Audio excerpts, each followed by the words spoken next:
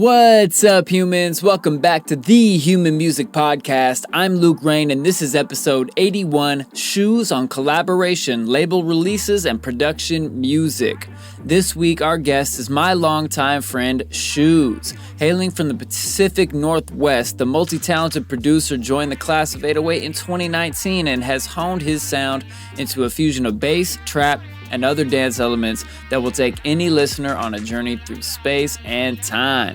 Schuz is fresh off the release of our first collab release, a remix of Spiderhound's tune I Love You Like that just dropped as part of the remix of Dojo Classic EP on the Producer Dojo label.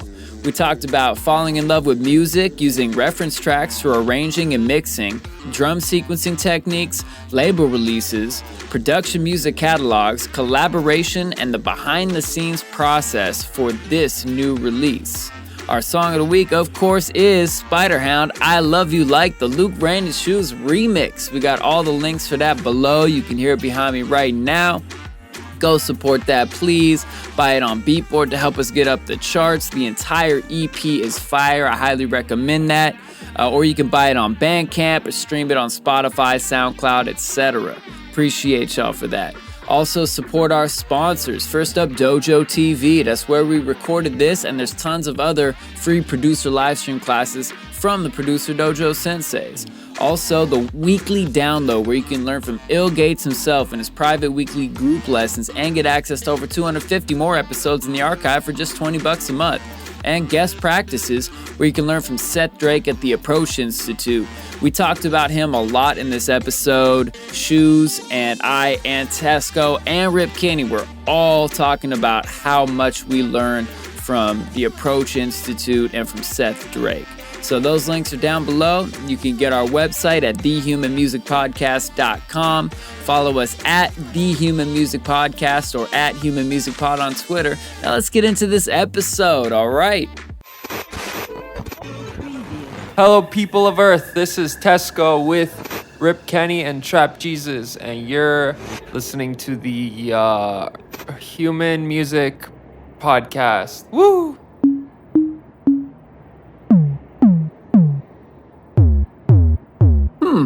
Human Music Podcast.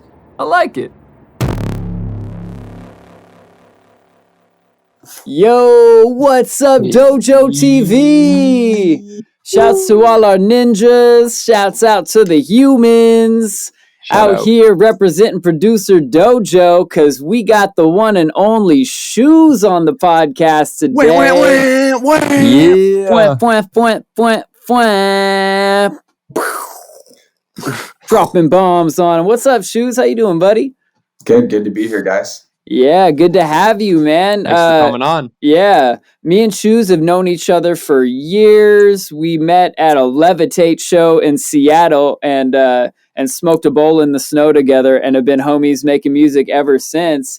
And really excited that we got our first official collab release out, and it's on the Dojo, so double whammy. Super pumped about that. We'll definitely talk about that tune on the remix EP a little more. But first, as with all our guests, we like to start by asking Schuz, what is your superhero origin story? How did you become the awesome producer you are today? Yeah. First off, I would say, it's just years of, trials and tribulations, but you got to love music, whether it's playing an instrument or listening to music or, just understanding how music is composed. I think if you can fall in love with one of those avenues, it'll help you, spark ideas. For me, I've taken many different music courses. I've watched YouTube videos, but really what honed in my sound and the networking was definitely working with the Producer Dojo and all the senseis. And that is, I would say, my superhero origin story in a nutshell. Yeah, man, that's what's up. So let's go a little deeper though. Like I know, we got time. It's a podcast. Like what were some of the earliest, musical things? Like, did you ever play any instruments? Was it straight into production? Was DJing first? I know you have multiple talents, but what came first? Yeah, so my mom was a piano instructor when I grew up, and she taught me like basic, chord progressions and how to play the piano. And I really fell in love with it. I was helping her train some people that came in through her house. But I fell out of it for, 5 or 6 years through high school playing sports. And it got rekindled when I moved to Seattle. And one of my friends, Connor Holden, shout out Holden Music. He was a DJ in Seattle playing at Aston Manor. And I enrolled in Point Blank production music courses. And that's what really, got me back into the music production. I actually was able to visit their campus when I was living in London for work. So I got a tour of the Point Blank campus, and that just really solidified it. Like I took a picture next to a frame of someone else's achievement, but just like setting a goal, like, hey, eventually, I'm going to have a plaque of something. So that's what really honed it in. And, I took those courses, but it was really focused on just like house music, like European dance music. And it was enough to like understand arrangement, but I was missing a lot of the polishing and, the more deeper dive techniques that I was able to get with the Producer Dojo. But I've been with the dojo close to 3 years now, and that's been probably the best part of the music journey so far. Yeah, amen to that. I feel the same way. I'd had plenty of work I did before the dojo, but the work I've done in the dojo has had more weight to it because the instruction and the deep dives and the attention to detail and the community have all been stronger. Yeah, for sure. Do you still play the piano? I do. I'm using this as my piano. Nice. But I, Red MPK. Oh, look at you guys. Twinsies. So cute. Oh. I got my normie MPK somewhere.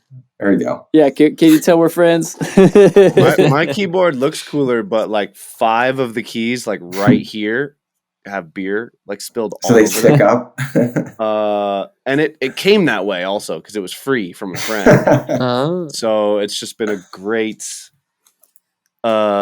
organic twist to this MIDI keyboard. Signature to the Rip Kenny sound. Of course. So 5 notes pressed Yeah. down all at once. Yeah, all those melodies where you're like, oh, those Super notes, they chord. just lag just perfectly. It's what can I say? Yes, major 13 sharp 11. Yeah. Nice choice. Sticky beer music. Yeah, that's my music theory. The theory is just pour beer on the keyboard. yeah.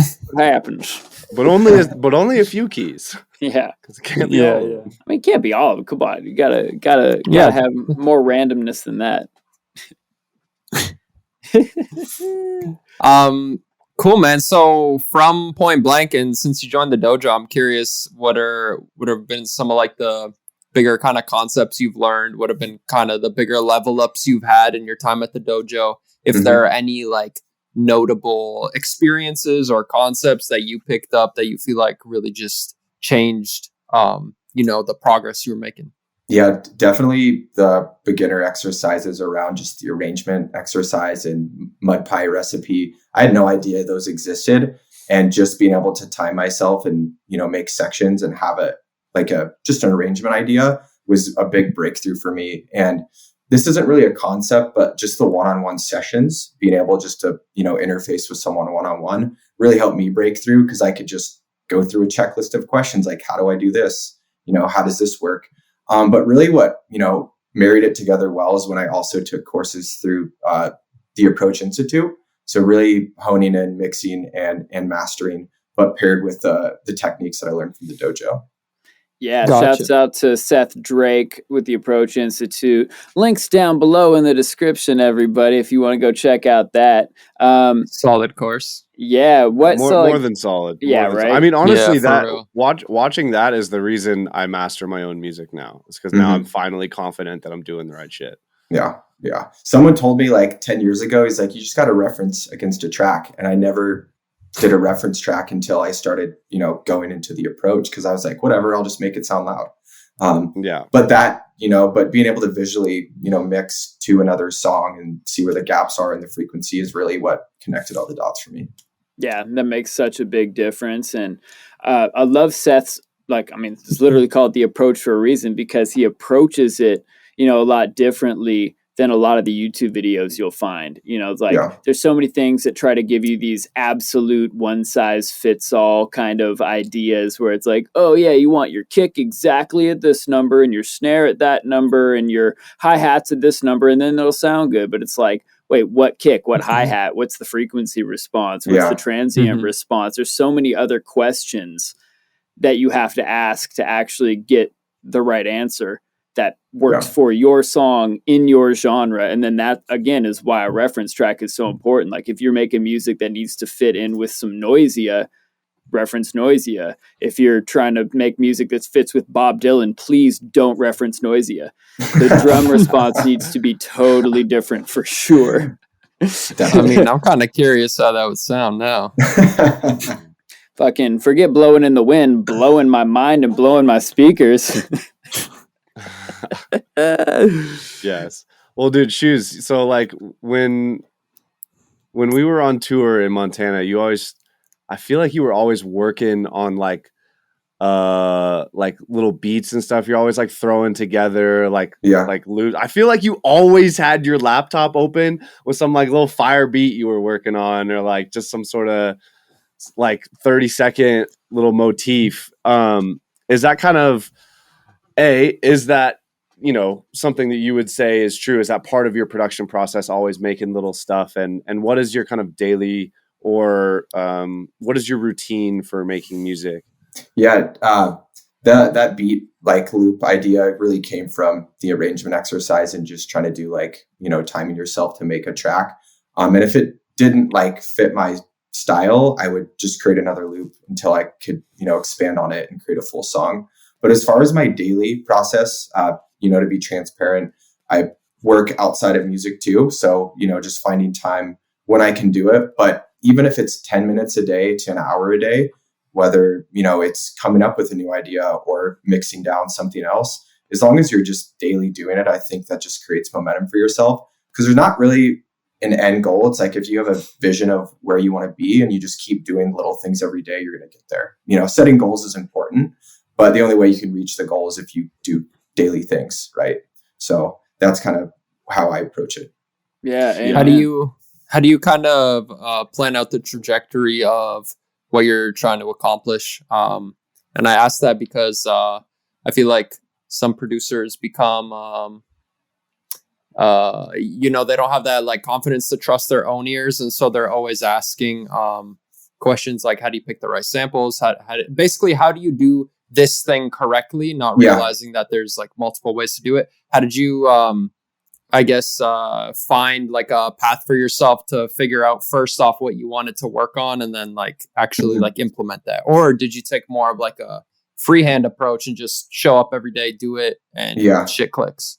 Yeah, some days it's just writing and sound design, but generally what gets any idea started is making a drum loop based upon like a instrument. So I have samples that I've purchased, whether, you know, it's splice or, you know, making my own samples that have good audio, which really starts with that. You know, if you have high fidelity samples, you don't have to worry about the, you know, the post-production work. But when I can hear like a synth loop or something, like I started a track yesterday that kind of sounds like a Grizz vibe, like 80 BPM, but I found a, you know, just a piano loop in there and it just triggered, you know, I heard the drum loop in my head. I've always wanted to play drums and I don't really get to, so I do it in Ableton. But that always spurs an idea because, you know, I like movement of the drums. And if you can create a cool drum loop, right, you can put a lot of stuff on top of that.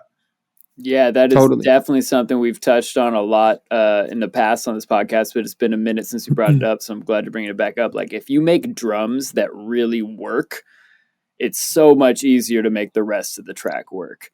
And like, no matter how cool your melody is, if the drums are trash, it's just not going to make anybody dance, and we're making dance music. So like, yeah, I like that. Like, and to get the drums based off like some loop spark, you know, some spark, and then hearing if I'm starting with this part, what rhythm, what drum tones, and you've already got your key, you can make drums that tonally fit in the key that you're working in too. I think that's something a lot of early producers just don't even think about. It's like, what you don't know, you don't even know, right? Like, you know, that drums also have a tone, and that tone needs to fit in with the tonal, you know, the tonal harmony of the track itself. Mm-hmm. Yeah, I think my biggest takeaway from that question that you asked me, Tesco, is now that I'm making music and just advice for everyone else, just find a song that you like, that you want to produce, like, buy it, throw it in your DAW, try to recreate the song. It's not going to sound exactly like it, but now you have a layout for an idea. And that what helps me like get over creative block, because sometimes I'll just sit in front of my DAW and listen to samples. I'm like, I'm not motivated. I'll just go find a song that I like, download it, throw it in Ableton, and just start recreating parts of it.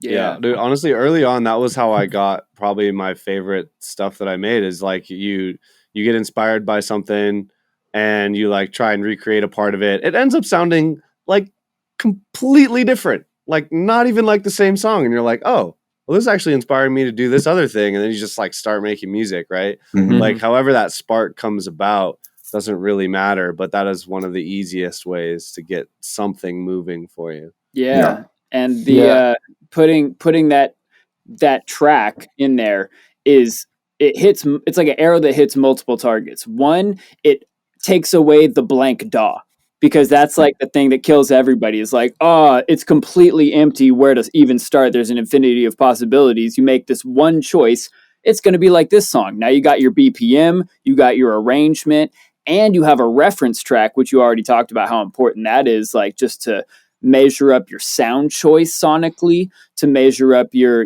arrangement, your leveling, your mixing, your mastering. There's like so many places that one simple decision helps you move along from the start all the way to the finish of the track. Yeah, for sure.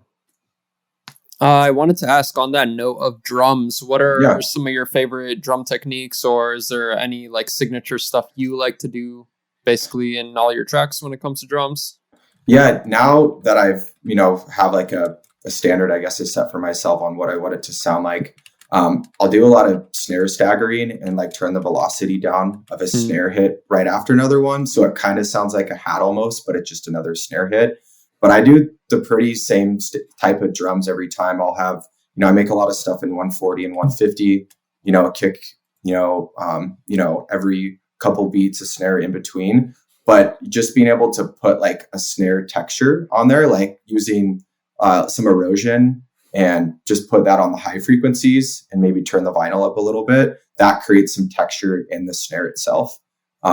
Usually those are the two elements that I use for my drums, and then just sprinkle in percussion and hats as I see fit with the arrangement unfolding. Cool. I like that you said like you have a typical process, it seems, when you go about doing things. You want to, if you have any words, like talk a little more about how you kind of found your own process.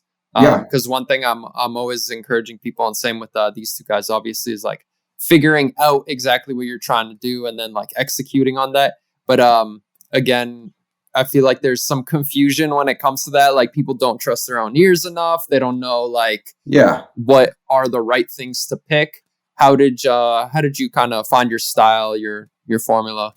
Yeah, definitely. I got some good feedback when I first started the Dojo from Hexus, from him, and he was giving me input around, if you can just set a snare, every 2 and 4, and just to get your drum loop started, that'll keep, people dancing and on rhythm, because then you can choose where the kicks happen in between that, and you have a solid drum foundation. And generally that's what I do to start. Like after I got like the 4-bar loop, then I'll move stuff around, maybe put a delay on one of the snares. But I think if you just have a recipe that you use, you can always tweak it, but at least you have it saved away. Maybe you have like a MIDI drum folder with the different drum loops that you've made.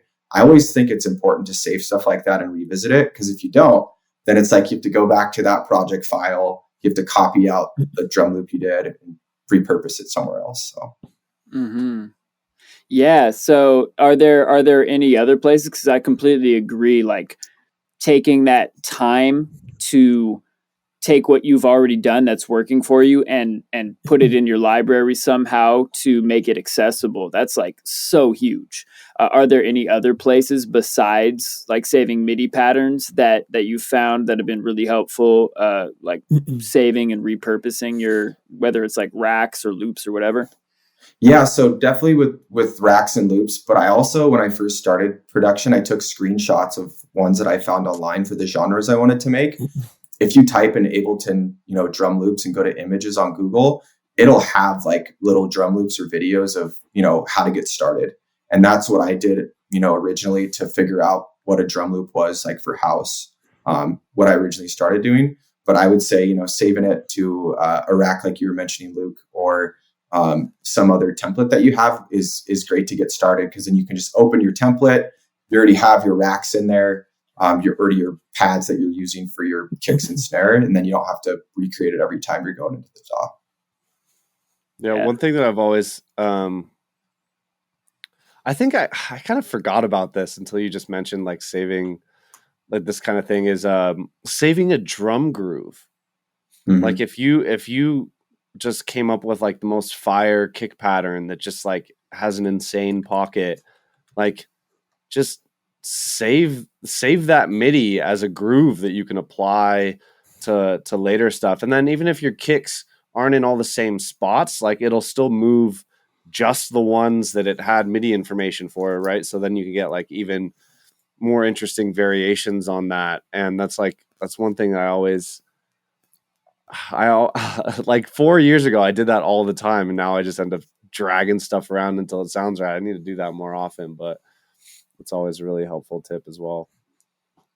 Yeah. For me, I'm a big notes person. So I have Google Notes for everything and anything, probably a bad thing, but it's always good to, take notes of what you're doing. So if you do forget it or have to revisit it, you have it saved somewhere, and just a good advice for people on the line. So.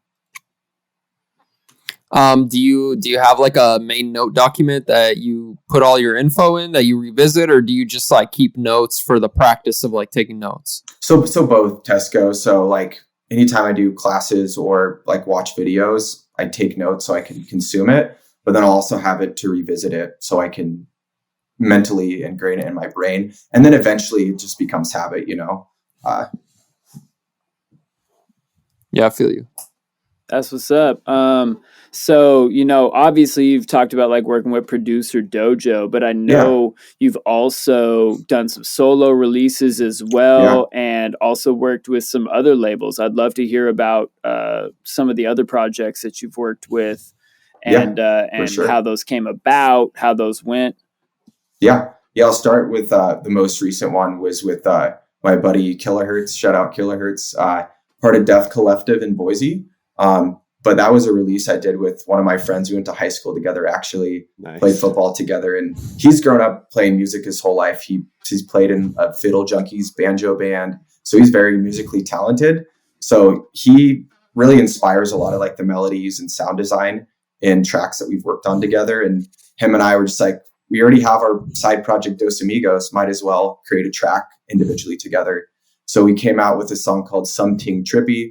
It's on Spotify. It's a weird, wonky track, but a lot of low end and like fuzzy bass noises on top.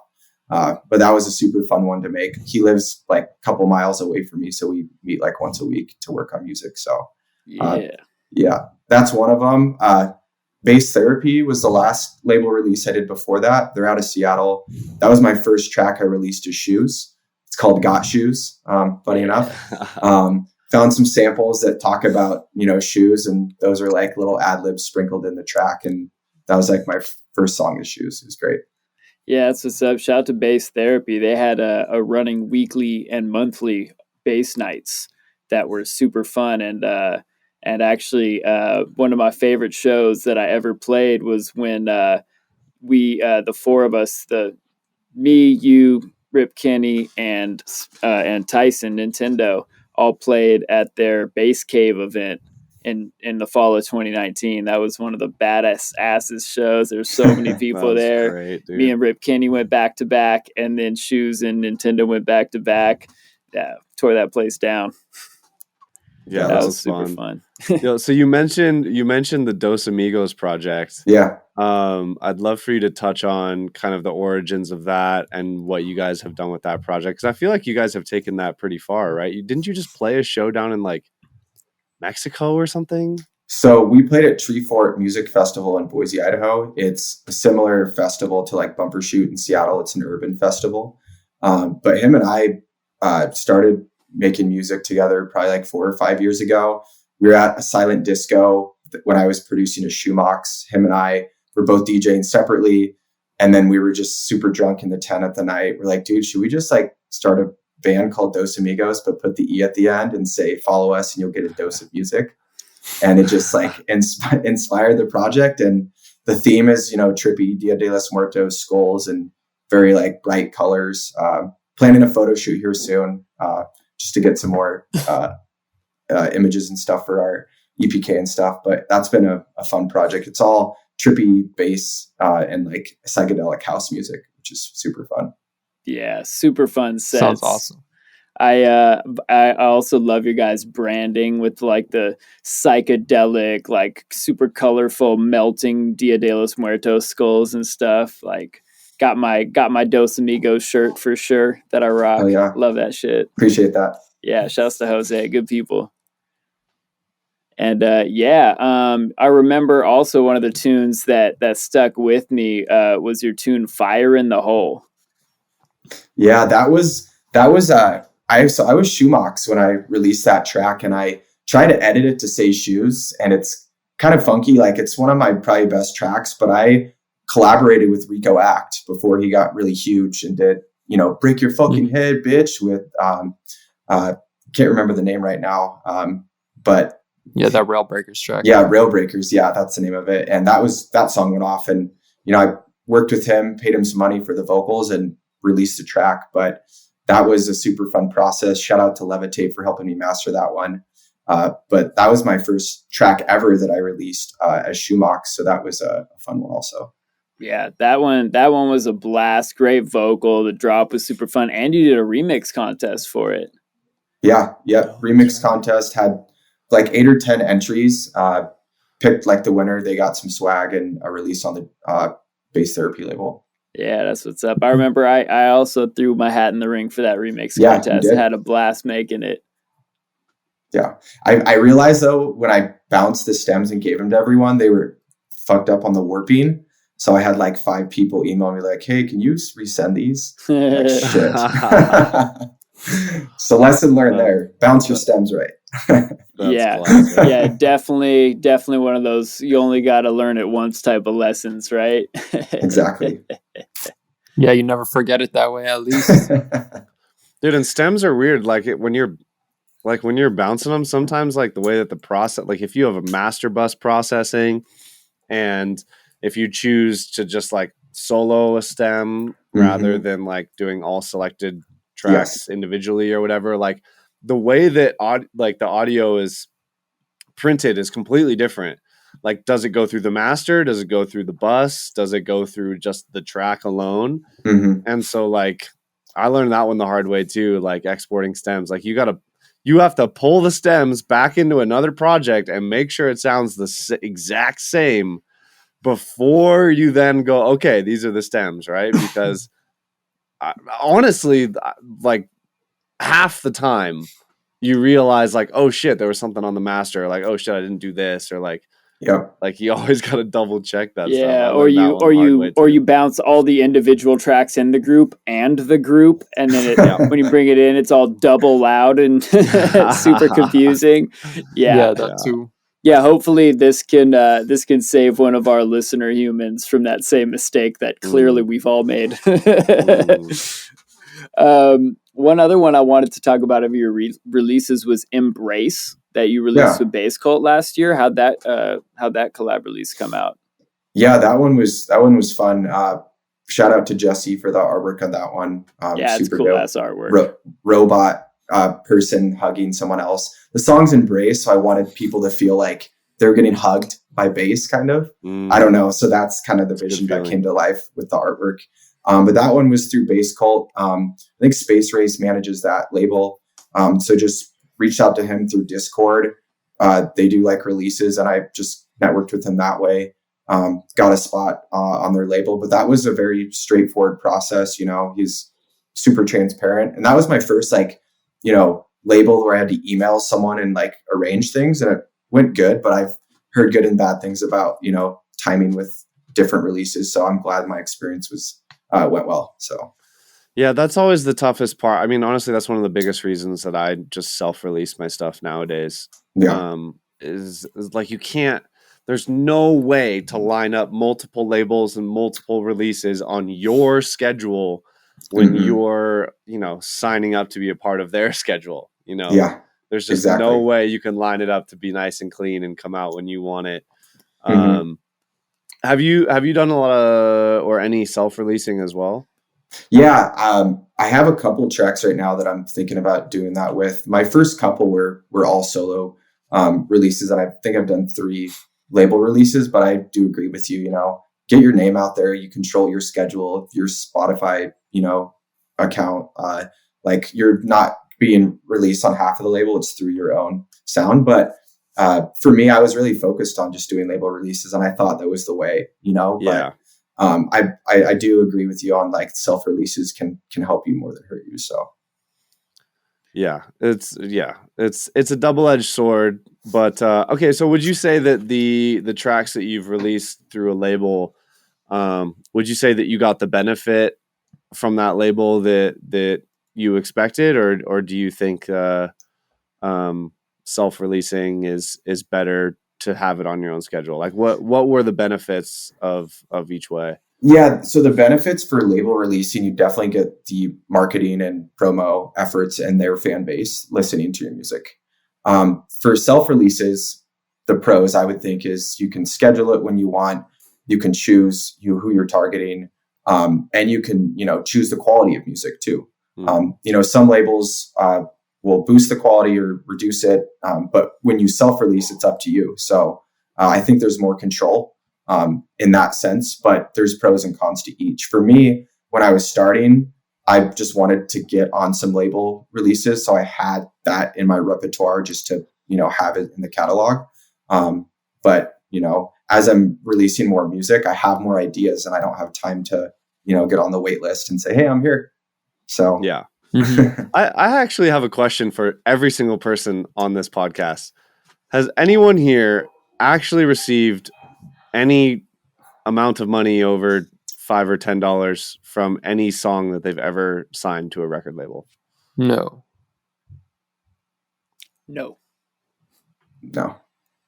me neither. Yeah. And like, even though like some of them have definitely made more than $5 or $10, like I've never seen a single penny. So to all our newbie producers out there, run and never look back before it's too late. and like to be honest, when you self-release a song and then it actually does do well and you see a real amount of money in your DistroKid account, you're like, holy fuck.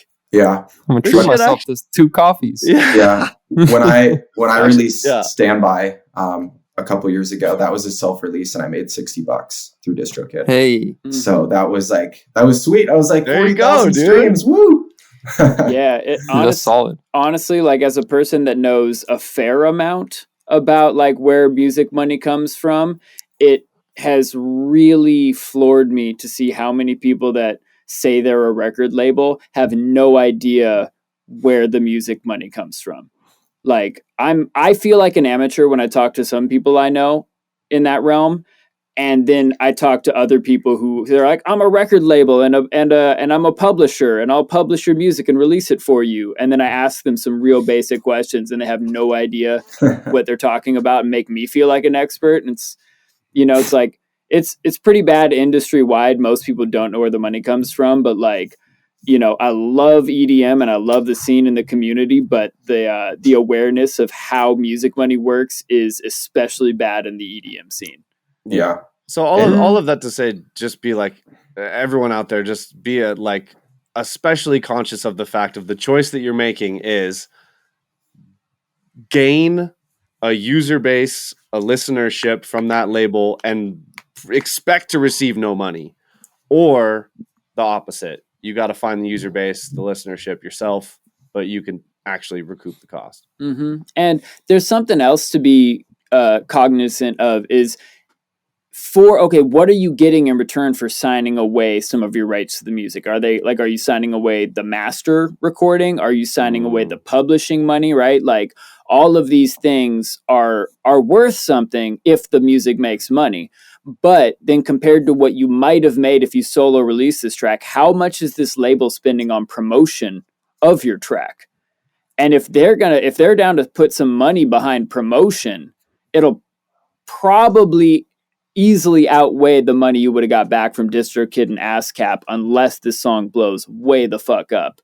And if it does blow way up because of their promotion and you get a shit ton of new listeners and Spotify followers and people that want to come to your show and people who see you as legitimate, that might be completely worthwhile. Oh yeah.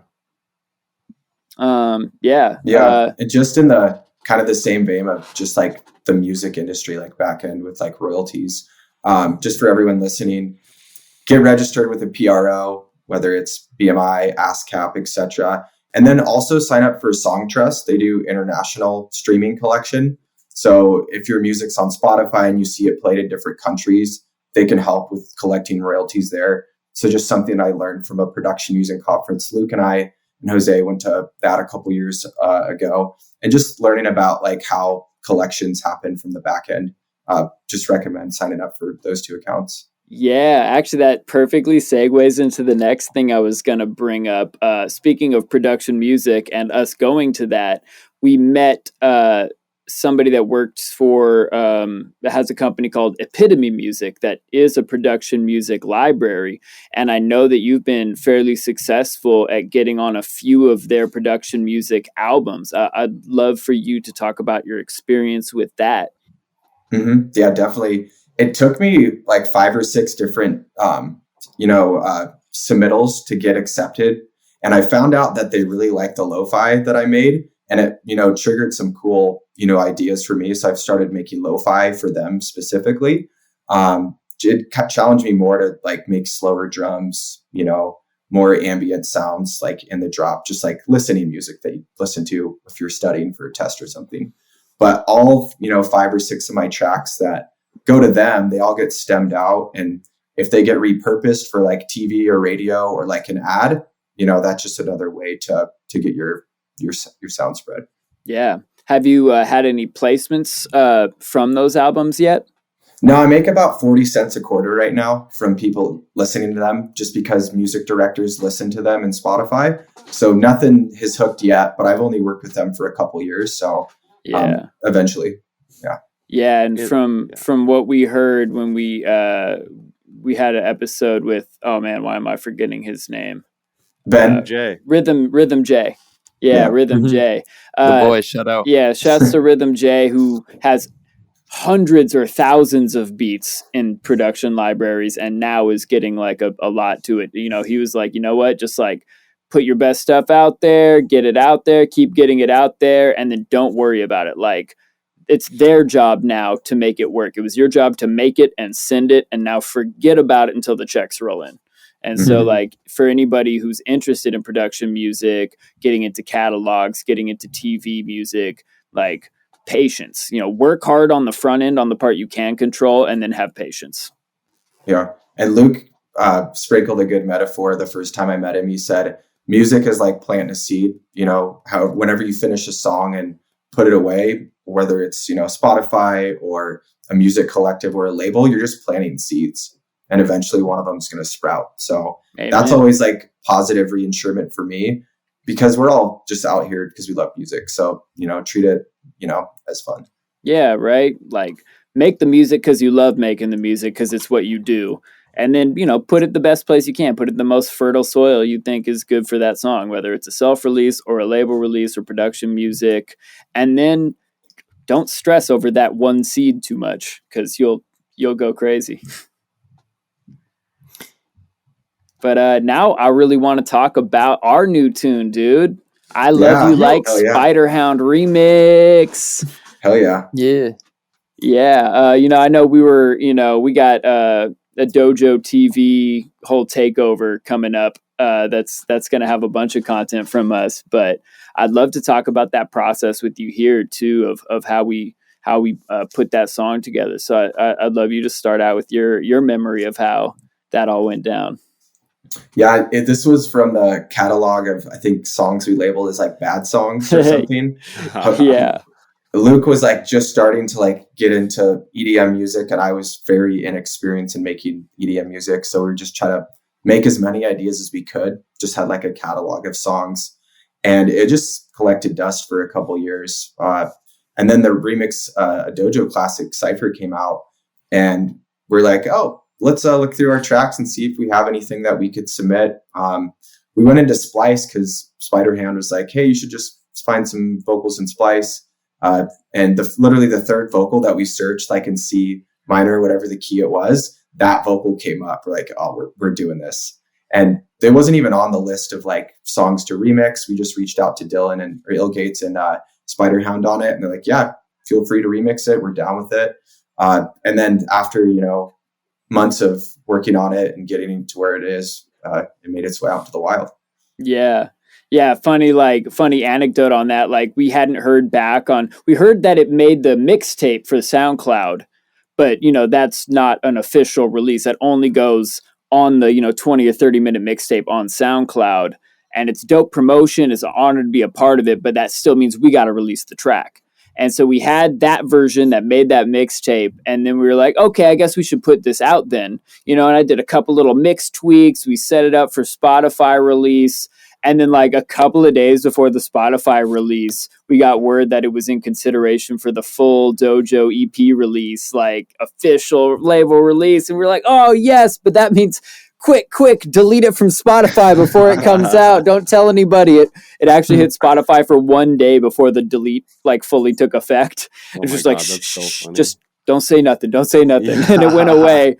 And then we ended up like completely reworking the song from there. Like both drops are completely different. The intro's different. The breakdown, like the whole song, like the bones of the beat are still there. Like the groove and the like the string sample that's in the background and shit, the subs, like that's pretty much the same, but like all of the leads have been reworked multiple times and completely redone. So you never know. Like that's one of the big lessons I learned from this tune is that like you never know, if your song is done, and sometimes you think it's done and then it comes full circle a whole nother time. First it was just like, oh, maybe this is like, I guess this could be like a beat or something because it's not really working as an EDM song. And then it collected dust. And then it was like, oh, hey, accidentally it can work for this remix EP or this remix cipher. And then, oh, shit, it's going to be on the EP. And then, oh, crap, it's a whole different song now. Yeah. And between that time of us like taking it down and being accepted for the EP, we learned so much more between that time and like leveled up our skill set. So, I mean, I'm glad that happened because we just were able to make it that much better. Yeah, it's so much of a better song. Yeah, I'm curious, like what stuff changed from that initial release to the one that you guys ended up uploading? Besides everything? Right. Well, yeah, but I mean, like, what was it specifically that you look at now and you're like, thank God that wasn't part of it. Like, we did this so much better in this version. Yeah, I think Luke spearheaded changing some of the vocal samples and making it more of like a Diplo style lead, working with getting feedback on that and really making the drop come alive. And then just some subtle changes to the breakdown and different drum elements to push them far away. So give it space for like a breakdown. And then when it comes back to the drop, the kicks are super in your face. And those for me were the biggest things. But Luke, what about you? Yeah, that whole like Diplo style chop, like if you listen to the song now, the main lead that goes through both drops was not there. Like we made it out of the vocal sample, but like it wasn't there at all. Like it was kind of written more like a pop song in that we were just like using that vocal pretty normally over and over. And like the first drop, it was like, oh, it has more space and it's like little chops of the vocal and a couple of the original vocal chops we had made in the original beat way back when interspersed. And then the second drop, it dropped in and it was like basically the chorus over and over, but pitched up. And it was cool. It was all right. It was good enough, we thought. But then Dylan gave us that advice, like, what about a Diplo style chop? And so it was like, okay, cool. The first half of drop 2 will be the Diplo chop. And then I showed it to Tesco and he was like, yeah, but dude, that's the best part of the song. You should like use that more. And then so I reworked it all again to like have that be both parts, like basically the lead of both of the drops, and deleted a bunch of the other vocal chops. And that was one of my big lessons is like, if you find a better way, like don't hold the old way you did it precious. Like if the new way you're doing it is better, just delete that old shit. Who cares? Like we replaced it. It's better now. So shouts to Dylan, shouts to Tesco, you know, getting feedback from your friends is huge. That comment you made about my precious reminded me of Lord of the Rings. My precious vocal chops. But yeah, and then taking the time. One last thing, Evan, and I'll get back to you. But Dylan, like we had this like breakdown in the outro. And like the drums are like big and epic. And we had all these like cymbal crashes and shit. I was like, yeah, this is like this part. And then it goes into that. And then it comes back and it was like, it's halftime here and it's full time over there. So it's different. But Dylan noted that like, yeah, it's like you have the intro and then it drops in and like the high end elements hit this level of intensity. And then it's like 2 straight minutes of that. And so like, what if like the breakdown and the outro, we just filter out the whole drum bus? And like have that filter move a little bit, but like basically like take all of the highs out, and it like really made the drops come alive when the breakdown contrasted like that. Yeah, classic trick. Such a good like way to get contrast and simple, right? Like we didn't have to rework everything. We didn't have to resequence the drums. It was just like, oh no, leave them exactly how they are. Throw a filter on the shit. Oh god, that's good, dude. That's so funny. When me and Dylan were doing the Nazi Punks "Fuck Off" remix. There was like the second build up. We were like trying to figure out a way to like make the last little bit of the second build up like work better, and like tried to make it like more expansive, and like it's just like, no, it's too messy. He's like, oh, let's just put a low pass on the master and then just like do a sweep on the master. And like, I would never think to do that ever. And like he did it and like it totally worked. And we're like, well, there it is. Done. Sometimes it's the simplest solutions that are the most effective that you can easily overlook because you're like, nah, that I can't do that. I can't do the easy thing, dude. No way. Even if the easy thing sounds the best, you like don't want to even go there because you're like too in your head about it, right? But yeah, it's so funny. I'm really trying to train myself to like default to what is the easiest possible thing that sounds the best. It's hard. That's like the equivalent of like showing up to work and your boss is like, you can fill out this survey for your full day's pay, or you can pour these like 20 bags of cement, and all the proud producers are like, yep, sign me up. I'll take the cement, please. I'll take the back-breaking option, please. Yeah. It's like, man, just do the survey. Get on with it. Yeah. Because nobody gives a fuck how many hours you spent off the song. They just care, does it sound good or not? Is it my vibe or not? I can start labeling my songs 40-hour whip. I could be every single one for me, dude. So you guys are two people that have been frequent collaborators, worked on a bunch of tunes together. How has that process gone, and like what have you learned about collaboration, or any tips that you can share about how to be efficient collaborators with someone? Sharing creative space with someone is pretty interesting. I've had it fail before. Obviously worked very well with Luke, but him and I are friends outside of music too. Like we've done yoga together, we get food together, and we treat every session like we're hanging out normally, but the bulk of the time is making music, but taking breaks, doing stuff outside together. That's just what helped us have like organic relationship for the most part. Yeah. And right along with that, like not putting some like big high expectation of what our sessions need to like result in, or need to be worthwhile. Like remembering that like, oh, like we like each other, we're friends, hanging out is worthwhile. Any music that ever gets released is a super bonus. And just the fact that we like both got to spend time practicing making music, practicing collabing with each other is a gift, and it all adds up. And you never know where, it's like we could have been bummed that session where we first made this beat, like didn't, it didn't come out.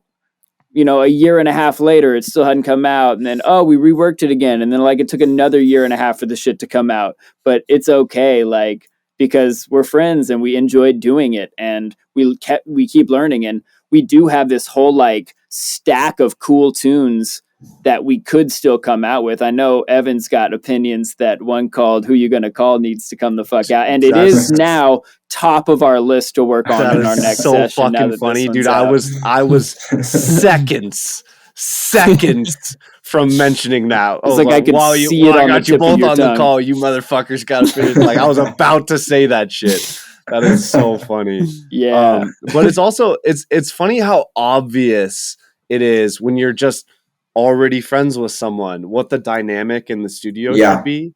Right. And then when you sit down to write music with someone you're not friends with, like it's not as obvious. You're more worried about the things that don't matter. And I think the takeaway is if you cultivate a friendship, if you cultivate a good atmosphere, the good music will come.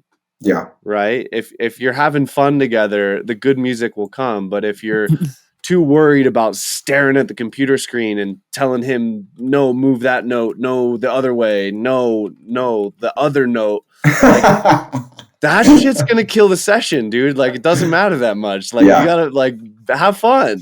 Totally. Yeah. And I think just like advice on collabing, let both people drive, you know, people have their own creative freedom, and if it's just one person driving the whole time, only one person's benefiting. So and that happens a lot when it's like a newer producer and a more established producer, or someone that's like obviously more experienced than the other, that they feel like they should drive the whole time. The other person just gets input. Like, dude, the beginner mindset of like, well, what if we did this? Like, it's the same thing with the low pass filter on the master. Like, I would never do that shit because I'm just like, I don't think that's what you do, right? But those are the thoughts that fuck up the good ideas. The why don't we just do this? No, you shouldn't do that. Well, why not? Like that those are the things that actually yield the most interesting results. And so what you said is like perfectly true. Like let the beginner run the computer for a little bit too, like in that relationship, because they'll probably do a bunch of stuff that you're like, wow, I never would have thought to do that. And then it like might spark your idea for something else. And like you said, let both people drive evenly. Yeah. I think like with that, like there's a certain amount of patience you just got to have, like not be so dead bent on like getting to the place I think it's supposed to be, because the point is like the long-term point, have that long view of like the point here is for both of us to get better and to build this relationship. Because if we both have fun today making this tune, no matter how good or bad it is, or if it comes out, we'll want to do this again. And then we'll come back and we'll come back. And the more we sit down and do it, the better we'll learn each other's styles, each other's strengths, communication styles between us, you know, and like, that's what we took the time to build. Like, it was like, okay, first few, we just made some weird little beats. Some of them were okay. Some of them were whack, but we had fun either way. And we just built our little folder up, and it got into medium folder and then became kind of a big folder. And eventually, you know, one of them really hit, and kind of on the heels of that, we got a couple more that are also really close. I would say like, I can think right off the top of like 3 tunes that we got in the wings that are all probably worthy of a release. We just got to figure out how to put those final touches on them, so we're both really happy with the final product. For sure. Yeah. So let's close out with like, you know, as somebody who's now been producing for a while, you've got some releases under your belt. Like, what would you tell, you know, somebody who was in your position from a few years ago, or what would you go back and tell yourself from a few years ago to, you know, maybe get over, you know, avoid a mistake or get over a hump or whatever? Like, what would you tell a newer producer right now? Yeah, similar themes to what we've been talking about tonight. I think the biggest thing is don't get frustrated and, you know, hung up on this ultimate, you know, famous thing that you have to be. You know, everyone's in the music journey for what they want to be in it for, you know, and however much effort you put into it, that's what the fruition is going to be. But as far as like, you know, advice, I would say everyone should get training, you know, where no one knows everything. So whether it's, you know, a daily video you watch, signing up for the dojo, getting mixing and mastering classes, like there's so much that you can learn. And if you're too arrogant to do that, you know, you're not going to evolve. Some people are naturally gifted and can, figure it out themselves, but that's not everyone. And then, network, like, if you have people that you can send your music to that'll give you good feedback, you should use that channel to get your music heard. Because if you're the only person listening to it, you're going to be the only person. So yeah, that's a really good point. Yeah. If you're the only one listening to it, it's only going to be as good as your own skills, which right now as a beginner aren't great. And so if you don't get better ears on it, then it's not going to get out to the people. Even if you release it, people are not going to want to listen. Right. Yeah.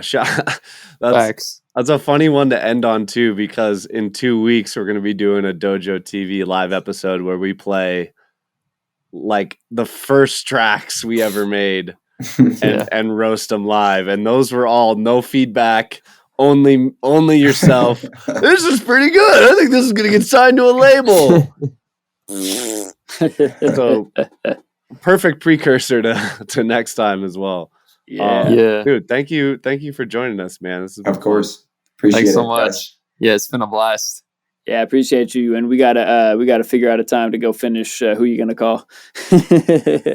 Yeah, so we'll get on that Google Calendar soon. Yeah, and if you need someone to give you a feedback on it, that's you, yo boy. That's you. All right. That tune's fire. All right, that's a binding verbal contract. Recorded in the ether. Yeah. Well, all right. Peace out, humans. And what else? Peace among worlds.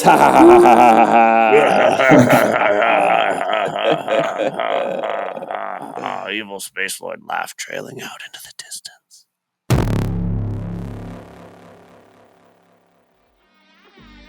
All right, humans, thank you so much for being here with us. We highly appreciate you. Thanks for tuning in. Make sure to go follow us on these socials at The Human Music Podcast or at Human Music Pod on Twitter.